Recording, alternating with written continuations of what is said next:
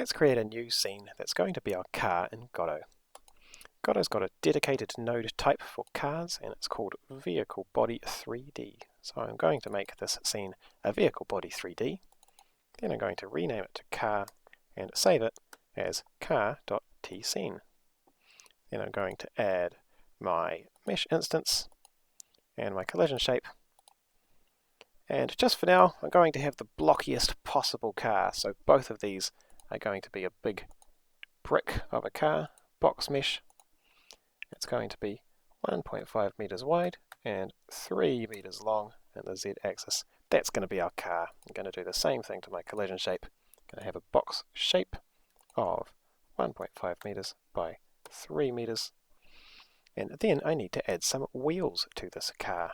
There's a separate node type for wheels in Godot called vehicle wheel. And just like real cars in real life, our car is not going to work unless it has some wheels on it. So I'm going to hold down Control as I drag this first wheel 1 unit over to the side and 1 unit to the front, and I'll get a perfectly positioned wheel on my car. And you'll see it's got an arrow telling me which way it's going to go in.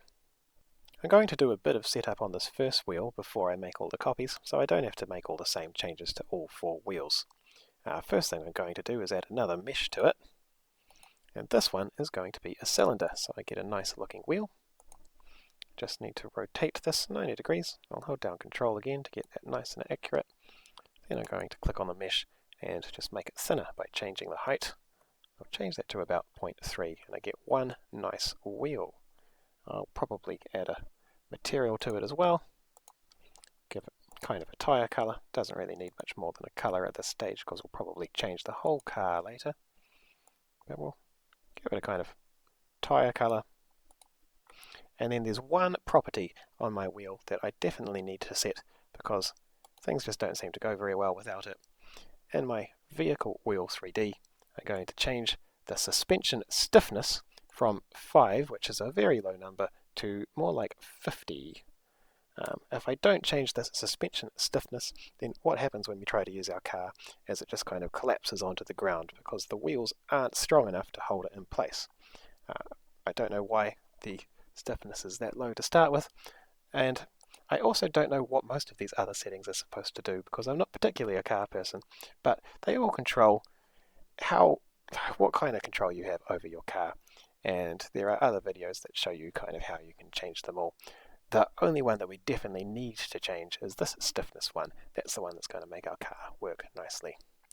Now I'm ready to I'm going to group this wheel actually, and now I'm going to Control D and hold down Control to move my copied wheel 2 units over to the other side, and you can see it's nice and lined up there. I'm going to select both of those 2 wheels and Control D again and hold down Control to move my wheels 2 units that way. You can see now why I chose the size of box that I chose for my car. We're going to make the car look a little bit nicer later, but this will do for a first pass of our car. You can also see that all 4 of those wheels should be pointing forwards. Now the only thing left to do to these wheels is I'm going to select the back 2 wheels. I can do that by holding down Control, or you can just do this 1 wheel at a time. And I'm going to say in Vehicle Body 3D Motion that these 2 back wheels are going to be used as traction. That means they're going to be used to push the car forwards. Then I'm going to select the front 2 wheels, and again I could do this with Control, or you could just do it 1 at a time. I'm going to open Vehicle Body 3D Motion, and I'm going to use the front 2 wheels as steering. It's self-explanatory, steering. So steering for the front 2 wheels, and traction, that's pushing the car forwards, for the back 2 wheels. The final node I'm going to add to my car is the camera. I'm going to find a camera 3D. And the camera is going to be facing the other way, but you can tell from our wheels are pointing this way, so I just need to spin that camera 180 degrees around, holding Control again just to make that nice and not 179 or something. And just kind of point it at the car. It's wherever I want my camera to be following my car behind the scene. Now we're going to add a script to move our car, and it's a surprisingly short script. I'm going to click on Car, I'm going to add a script called Car, save that script, And then I need to set two things on my car. I need to set the steering, which I'm going to set by checking my left and right buttons. I'm going to write input.getAxis, UI right, and UI left.